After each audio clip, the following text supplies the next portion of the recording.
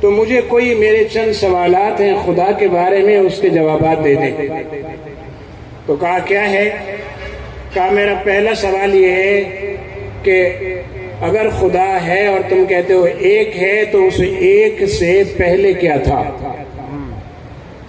ان کا دوسرا سوال یہ ہے کہ اگر وہ ہے تو اس کا رخ کس طرف کو ہے؟ کہا اچھا تیسرا سوال یہ ہے کہ وہ اس وقت کیا کر رہا ہے؟ کہا اچھا۔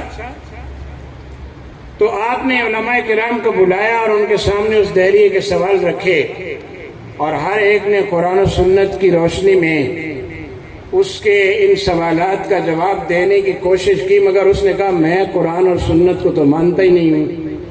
اگر مانتا ہوتا تو پھر کیا بات تھی؟ سیدھا ابو جہل والا مسئلہ ہے۔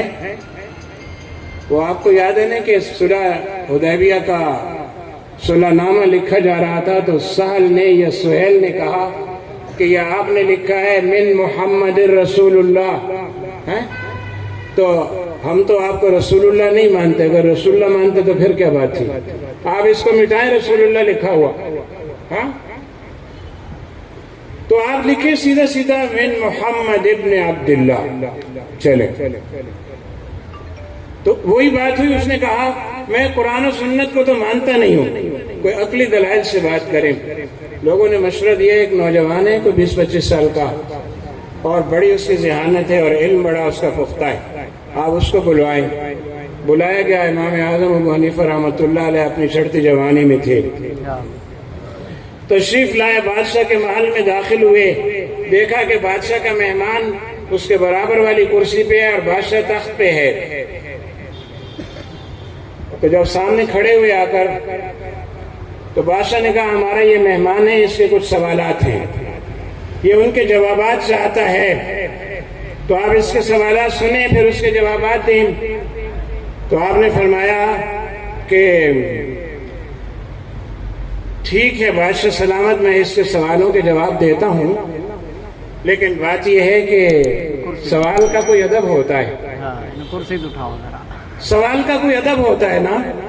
یہ اگر سائل ہے تو اس کو یہاں میری جگہ کھڑے ہو کے سائل بن کے سوال کرنا چاہیے، اور میں مجیب ہوں، میں نے جواب دینا ہے، اس کی حیثیت ایک استاد کی ہوتی ہے، مجھے اپنے برابر بٹھائیں۔ تو انہوں نے اس کو اشارہ کیا، وہ کھڑا ہو گیا اور امام صاحب کو بٹھا لیا۔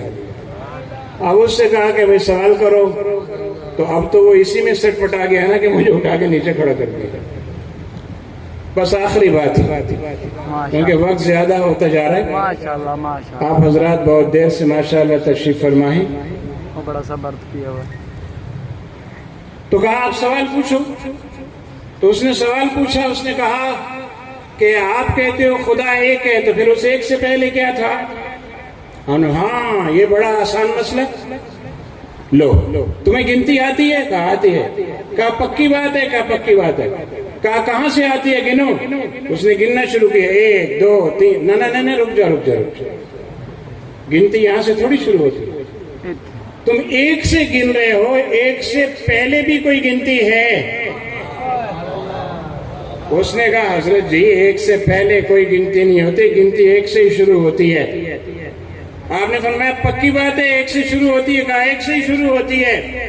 فرمایا یہ جو عدد ہے عارضی، یہ تو ایک سے شروع ہوتا ہے، اس سے پہلے کچھ نہیں، اور وہ جو عدد ہے لا زوال، وہ کیسے ایک سے پہلے شروع ہو سکتا ہے؟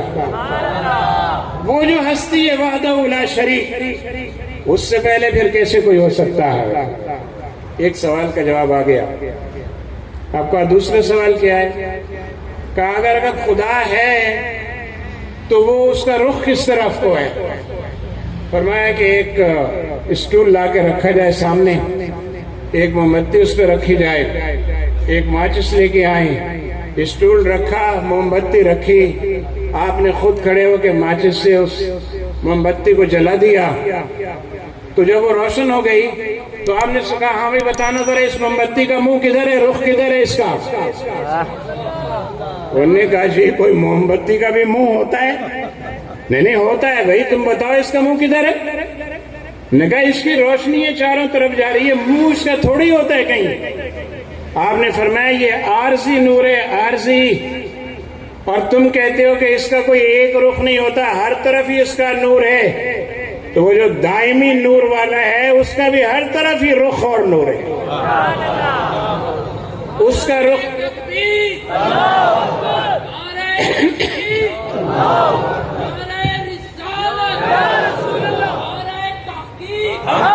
مہندر کی تھی بہن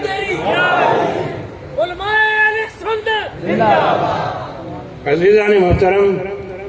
پھر اس نے کہا اب آپ تیسرا سوال پوچھ لیں۔ امام صاحب نے فرمایا، اس نے کہا تیسرا سوال یہ ہے کہ تم کہتے ہو خدا ہے، اگر ہے تو اس وقت کیا کر رہا ہے؟ آپ نے فرمایا اس وقت کیا کر رہا ہے؟ ابھی تھوڑی دیر پہلے جو اس نے کیا وہ بتاتا ہوں، پھر تم اندازہ لگا لینا اس وقت وہ کیا کر رہا ہے۔ تھوڑی دیر پہلے اس نے تمہیں عزت کی کرسی سے اٹھایا، یہاں سائل بنا کے کھڑا کیا، اور مجھے یہاں سے اٹھایا اور عزت کی کرسی پہ بٹھایا۔ وَتُعِزُّ مَن تَشَاءُ وَتُذِلُّ مَن تَشَاءُ بِيَدِكَ الْخَيْرُ إِنَّكَ عَلَى كُلِّ شَيْءٍ قَدِيرٌ۔ تو فرمایا یہ ہے۔ تو عزیزان محترم، امام اعظم ابو حنیفہ رحمۃ اللہ علیہ کی فقہ آج کل کے جدید مسائل کا حل بھی بتاتی ہے، اور ہمارے قدیم سارے مسائل بھی فقہ حنفی ہی حل کرتی ہوئی چلی آتی ہے۔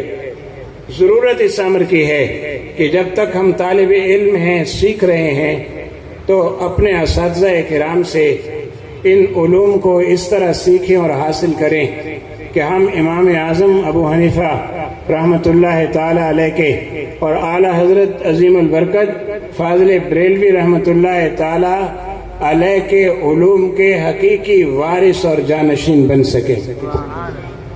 کہتے تو ہم بڑی آسانی سے ہیں کہ علماء جو ہیں وہ ورثۃ الانبیاء ہیں، لیکن انبیاء علیہ السلام کے وراثت تو علم ہے۔ اب دیکھنا یہ ہے کہ کس نے علم سے کتنا غوطہ زن ہو کے اس کے سمندر میں کتنے موتی چنے ہیں اور حاصل کیے ہیں۔ جتنا اس کے اندر غوطہ زن ہوں گے اتنے ہی زیادہ اچھے اچھے موتی نکال کے لائیں گے، جتنی اساتذہ کرام کی عزت کریں گے اتنی ہی زیادہ انشاءاللہ مستقبل میں عزت پائیں گے، اور جتنا زیادہ گہرائی میں علوم کے اتر کے کوشش کریں گے حاصل کرنے کی، اتنے ہی اللہ تعالیٰ انشاءاللہ درجات و مراتب بلند کرے گا۔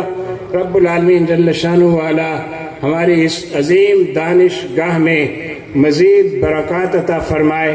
یہاں سے ہمارے مستقبل کے، جیسے میں نے کہا، رازی ہو، غزالی ہو، رومی ہو، جامی ہو، توسی ہو، عراقی ہو، جتنے ہمارے نامور لوگ پیدا ہوئے ہیں، کیا سیاستہ کے مؤلفین اور کیا فقہائے کرام، اب امید بنتی ہے تو انہی نوجوانوں سے جو ان درسگاہوں میں علوم و معارف کے لیے آئے ہوئے ہیں، رب العالمین آپ سب میں خیر و برکت عطا فرمائے، اور حضرت قبلہ